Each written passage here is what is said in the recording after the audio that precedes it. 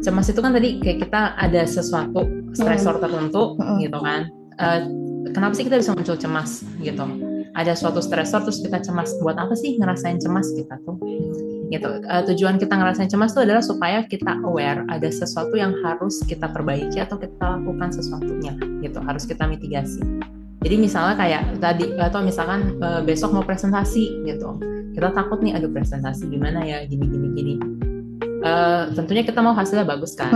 Gimana caranya kita mau hasilnya bagus ya? Kita harus melakukan misalnya persiapan belajar, mempersiapkan presentasinya sebaik mungkin.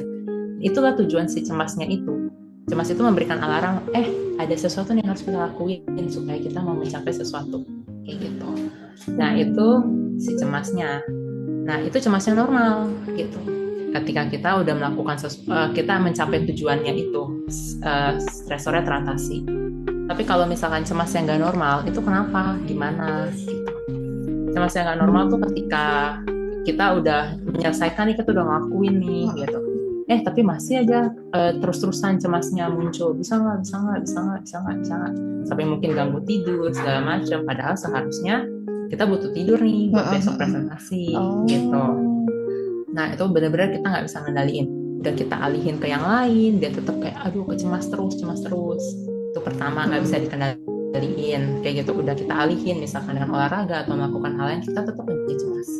Kedua, cemasnya tuh kemana-mana gitu. Judulnya presentasi tapi cemasin yang lain, misalkan cemasin kayak besok cuacanya gimana ya, besok gue naik apa ya, terlambat nggak gue, kayak gitu. Jadi kayak banyak hal itu. Biasanya tuh jadi intinya kayak cemasnya tuh tidak di satu aspek aja, jadi di banyak hal gitu bener-bener. Nah yang paling penting adalah ketika dia tuh terus-terusan. Kalau misalnya cuman sesaat-sesaat, stresor tertentu, itu kan biasa ya gitu kita cemas. Tapi kalau misalkan terus-terusan segala hal, terus yang paling terakhir mengganggu kehidupan kita, mengganggu pekerjaan kita, mengganggu relasi kita, kayak gitu. Nah itu yang nggak normal kayak gitu. Nah yang beresiko mengalami cemas nih dok, ini aku tertarik sama yang genetik. Apakah cemas itu bisa karena genetik? Genetik itu salah satu faktor resiko yang meningkatkan seseorang mempunyai kemungkinan lebih besar untuk mengalami cemas itu. Kadang kalau misalkan salah satu orang tua kita cemas, terus pasti akan mempengaruhi cara dia mengasuh anak. Jadi misalkan kalau misalnya orang tuanya dikit-dikit takut misalnya, pasti anaknya juga akan, kadang cara membesarkannya itu jadi juga agak seperti itu gitu. Jadi kayak jangan gini nak, jangan gitu nak. Akhirnya anaknya kan jadi ketakutan. Jadinya akan bisa jadi cemas juga. Ya, anaknya jadi ikutan cemas gitu ya dok ya. Walaupun balik lagi itu hanya resiko yang meningkatkan, bukan faktor utama ataupun faktor penyebab.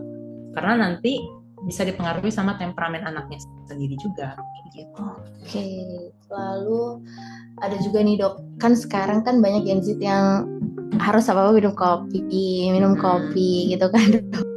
Sebenarnya tuh kayak di sini kan di lingkungan nih, di poin lingkungan itu ada gaya hidup sama konsumsi kafein. Apakah ada keterkaitannya antara minum kopi dengan cemas? Karena kan sekarang tuh banyak banget kan Gen Z yang aduh gak minum kopi rasanya kayak gini gitu. Itu sebenarnya bisa bikin cemas juga atau gimana sih dok? Sebenarnya dia balik lagi dia nggak membuat langsung orangnya jadi cemas gitu. Cuman kita tahu kafein itu kan meningkatkan sistem yang namanya simpatis gitu kalau kita di medis. Yang tujuannya akan meningkatin nih, misalnya jadi berdebar. Kemudian karena dia kan tipenya yang memacu ya, kalau simpatis itu. Jadi akan berdebar biasanya jadinya, terus jadi lebih aktif ototnya segala macam. Nah, itu kan gejalanya sebenarnya hampir mirip sama cemas. Kalau misalkan seseorang ini memang udah punya masalah di kecemasannya, itu akan memperburuk jadinya, kayak akan entah memperburuk ataupun memicu kecemasan dia kayak gitu. Tapi kalau orang normal biasanya jarang. Itu jadi kayak hanya memperbesar risiko dia untuk timbul si serangan cemas. Oke. Terus kalau misalkan faktor penggunaan obat itu juga bisa dok ke cemas gitu. Ya biasanya kalau misalkan memakai obat-obatan kayak nafsa, terus ketika dia jatuhnya kayak orang ketergantungan yang jangkis gitu loh, withdrawal. Jadi ketika dia dilepas, ada kan obat-obat penenang biasanya. Obat-obat penenang tuh kayak yang sering tuh kayak obat-obat tidur, kayak gitu. Kalau misalkan orang minum jangka panjang kan beresiko untuk jadi ketergantungan. Ketika dia dilepas, kadang orangnya jadi cemas.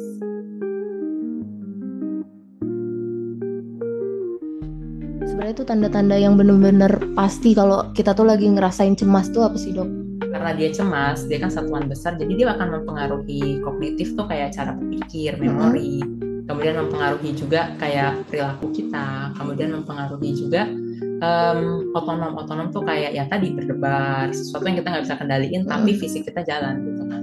Kalau perilaku lebih ke misalkan misalnya orangnya jadi gelisah bolak-balik atau jadinya gampang marah. Jadi kayak misalnya karena dia cemas, pusing-pusing, kayak kalau kita gangguin bentar, karena dia fokusnya ke situ, jadi lebih karena pecah, dia nggak biasa, bisa jadi lebih gampang marah kayak gitu. Terus kalau misalkan dari kayak kognitif itu yang cara berpikir ya tadi bisa bilang kayak aduh saya nggak bisa, aduh besok gimana, aduh kayaknya saya nggak ini deh, kurang baik, kayak gitu cara berpikir dia.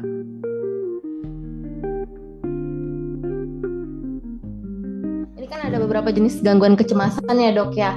Terus mungkin yang paling jarang banget teman-teman kita denger ini ada itu namanya agorafobia. Banyak teman-teman yang masih belum tahu, Dok. Jadi sebenarnya tuh gangguan kecemasan agorafobia itu bisa dibantu jelasin nggak sih, Dok? Sama seperti fobia. Fobia itu kan ketakutan berlebihan. Sebenarnya bahayanya mah ya bukan tidak sebesar itu gitu. Tapi dia reaksinya berlebihan, sama fobia. Si agorafobia tuh sama ruang terbuka atau ruangan publik. Biasanya tuh jadi orang ini takut banget gitu ke ruangan terbuka atau misalkan ke ruangan publik, public transportation, kemudian misalkan pertokoan, bioskop, dia takut ke tempat-tempat seperti itu. Karena bagi dia, di pikiran dia, saya kalau misalkan ke tempat seperti itu, seandainya saya ngerasa tiba-tiba, misalkan saya merasa malu atau misalkan tiba-tiba saya melakukan suatu kesalahan, terus saya panik, saya cemas. Nanti kalau misalkan saya terjadi hal seperti itu, saya nggak tahu mau kemana, gitu.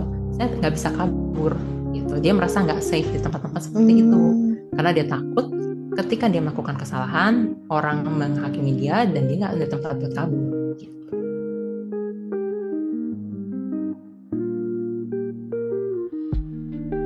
Ini nih, Dok, gangguan panik yang sering banget kan orang-orang tuh. Pasti setiap orang yang cemas pasti bakalan gangguan panik. Ya nggak selalu, tapi ya tapi kebanyakan kayak gitu. Ya, nah, karena yang lebih sering familiar itu, dan itu juga yang termasuk sering masuk ke ruangan konsul. Iya, berarti itu tuh maksudnya gimana sih kok bisa sampai ke tahap yang serangan panik itu, Dok? Maksudnya dari cemas terus bisa bener-bener yang ke tahap yang kena serangan panik itu? Sebenarnya sih kalau misalkan kita bilang kenapa sampai dia panik banget, gitu mungkin aku belum tahu penjelasannya. Cuma kalau misalkan kenapa sih kita bisa sampai cemas kayak berlebihan, biasanya tuh karena gini, kalau misalkan kita ada stresor, respon normal badan ya, jadi akan menaikkan beberapa kimia otak, gitu. Jadi salah satunya ada yang kita kenal namanya norepinefrin. Norepinefrin tuh kerjanya tuh ya tadi memicu sistem simpatis. Sistem simpatis itu yang memacu jadi berdebar, terus jadi kayak kita lebih aware, kayak gitu. Pokoknya sistemnya seperti itu kurang lebihnya.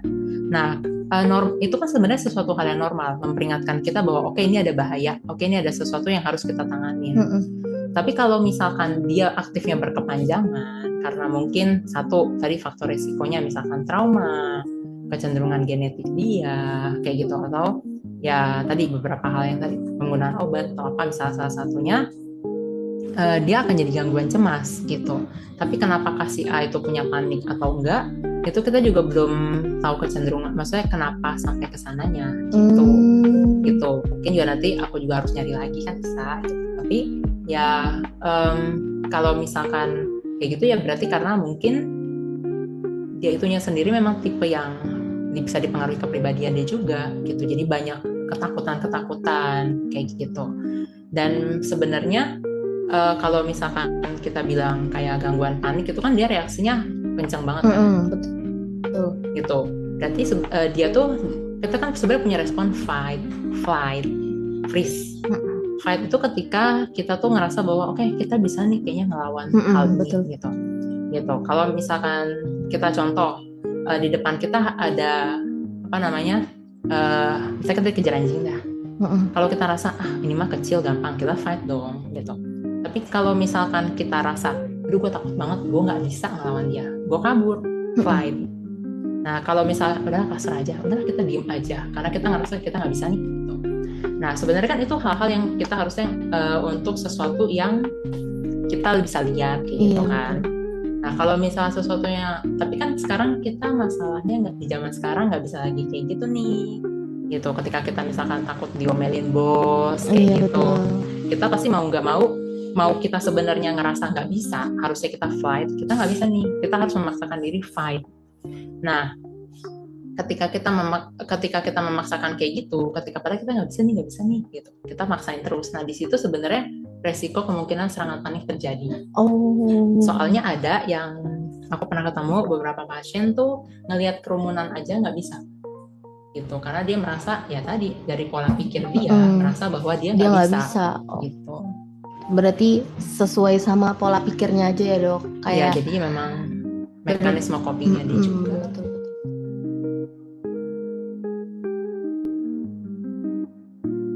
Gangguan panik ini tuh ada ciri-cirinya ya dok ya? Yang tadi. Iya kayak pusing kayak gitu-gitu ya dok? Bisa pusing, mual, kayak dia bolak-balik ke WC. Tapi itu jarang sih.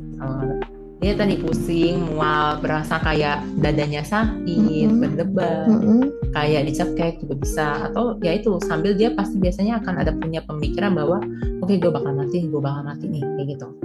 Biasa kalau serangan panik tuh 10 menit awal tuh dia akan mulai naik tuh, berasa kayak makin dadanya kayak ditimpa, atau yang kadang pernah tiba-tiba berasa kayak tenggelam, nggak bisa nafas kayak gitu. Dan dia biasanya punya setelah 10 menit, 20-30 menit bertahan baru dia turun. Ini dok, ini gangguan cemas menyeluruh tuh maksudnya gimana dok? Maksudnya satu tubuh kah terjadi gangguan cemas? Kalau gangguan cemas, jadi sebenarnya gangguan cemas ini kan banyak macamnya. Tadi ada fobia, terus panik, salah satu gangguan cemas menyeluruh. Gangguan cemas menyeluruh nih biasanya kayak dia takut atau cemas muncul di banyak hal gitu. Jadi di kehidupan tema-tema hidup sehari-hari dia tuh cenderung cemas terus. Gitu. Jadi kayak misalkan nih mau keluar rumah doang dia takut kayak gitu. Itu udah gangguan cemas menyeluruh masuknya ya dok? Tapi maksudnya banyak hal gitu, nggak cuma satu hal kayak cuma keluar rumah takut gitu, tapi kayak hal-hal kecil aja. Mau ke tempat, ya tadi kayak kamu bilang mau keluar takut, terus mau apa lagi, mau anak misalnya keluarganya ada yang beli makanan keluar belum pulang bentar telat dikit kayak ini gitu, terus jadi takut, ada cemas kayak gitu, was-was kayak gitu. Pokoknya banyak yang kayak tema-tema kehidupan sehari-hari aja yang simpel-simpel kayak gitu.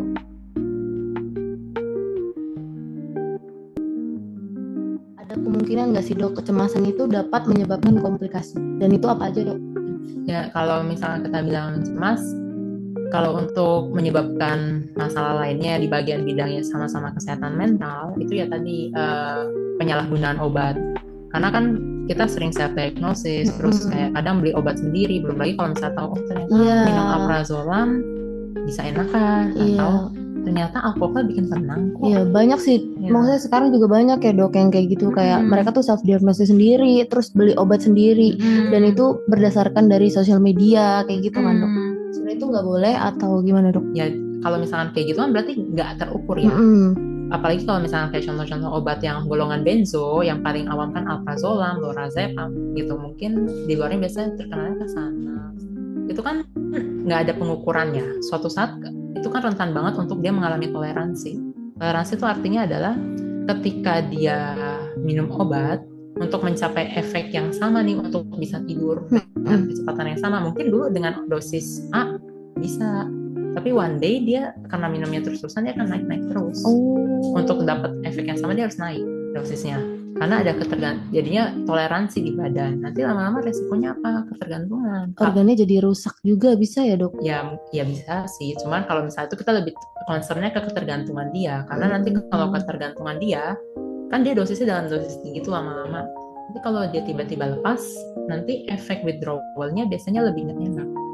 Tapi kalau misalkan dia nggak melakukan hal itu, tapi dia concern terus ke cemas-cemasnya dan merasa stres sama cemasnya itu, dia bisa jatuh ke depresi. Yang akhirnya nanti mereka jalan bareng. Depresi ada, cemas ada. Itu bisa nyebabin bunuh diri juga dok? Bisa kalau misalkan ketika dia ngerasa udah nggak punya jalan, terus apa sih faktor resikonya orang-orang yang mengalami dari cemas bisa sampai ke bunuh diri atau depresi ke bunuh diri? Kalau misalnya dia ngerasa terlalu berat masalah dia, terus nggak ada faktor pendukung sosial yang bisa ngebantu dia, itu juga bisa menjadi faktor resiko yang akhirnya nanti ke mengakhiri hidup suicide.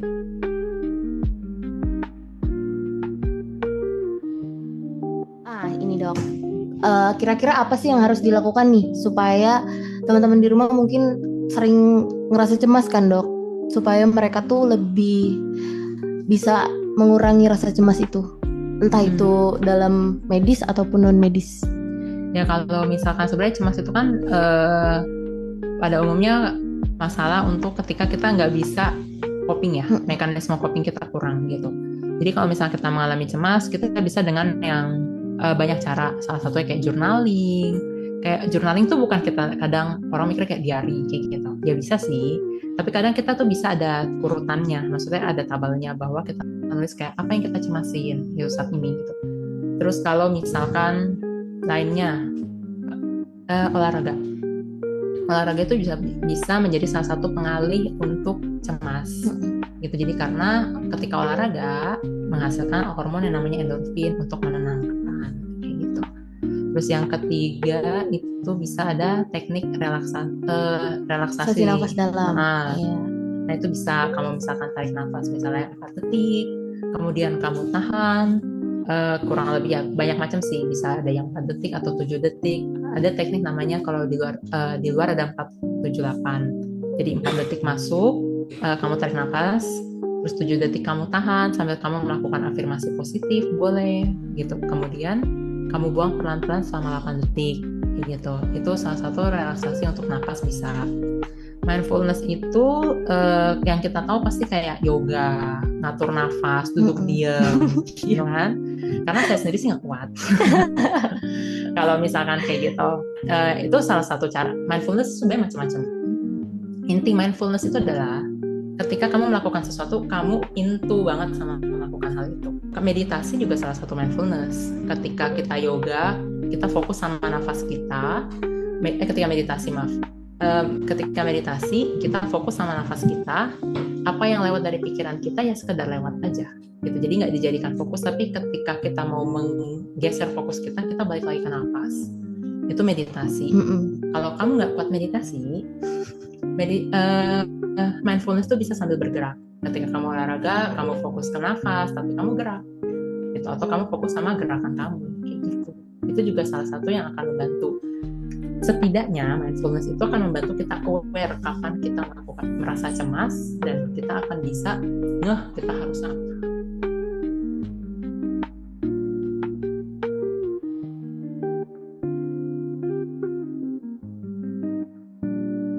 Malam hari.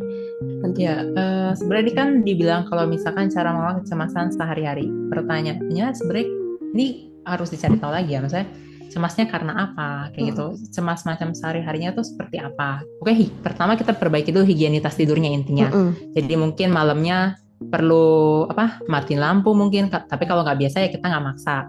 Kemudian apalagi konsumsi minuman hangat, kemudian mandi air hangat, kayak gitu itu salah satu yang membantu higienitas tidur. Nah, kalau misalnya kecemasan, kita balik lagi tadi. Bisa yang cara-caranya bantuan relaksasi nafas seperti itu. Kemudian journaling, salah satunya kalau misalkan sambil mengisi waktu kayak gitu.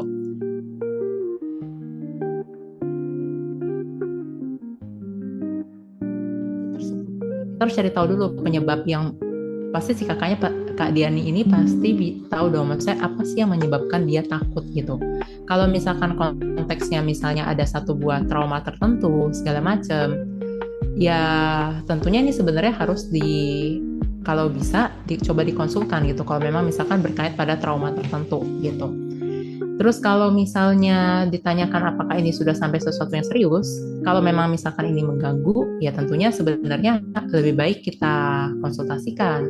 Karena biar kita tahu bagaimana cara menghadapinya. Karena ini tuh kasusnya bisa macam-macam gitu. Apakah berkait sama traumanya atau kejadian dia sama orang itu mengulangi satu pola tertentu, pola relasi di masa lampau gitu.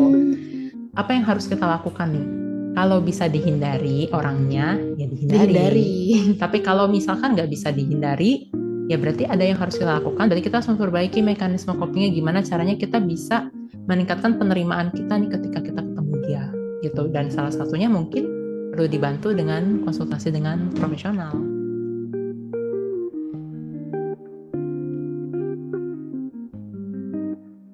Pertanyaannya buat Kak Alvin ada sebenarnya gini, waktu dia petang sampai malam hari dia kegiatannya apa?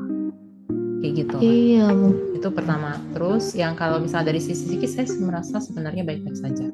Ini termasuk kayak banyak orang yang ngerasa cemas, sebenarnya saya nggak ngerasa cemas, orang saya biasa aja. Padahal kalau ditanya lebih dalam, nanti ditanya pelan-pelan hal-hal apa yang bikin dia was-was, atau misalkan mungkin ada yang dia nggak nyaman, biasanya bisa ketemu penyebabnya. Jadi ya balik lagi, ini sebenarnya harus diregulasi emosinya juga kayak gitu. Sama mekanisme coping yang tadi tetap harus berjalan.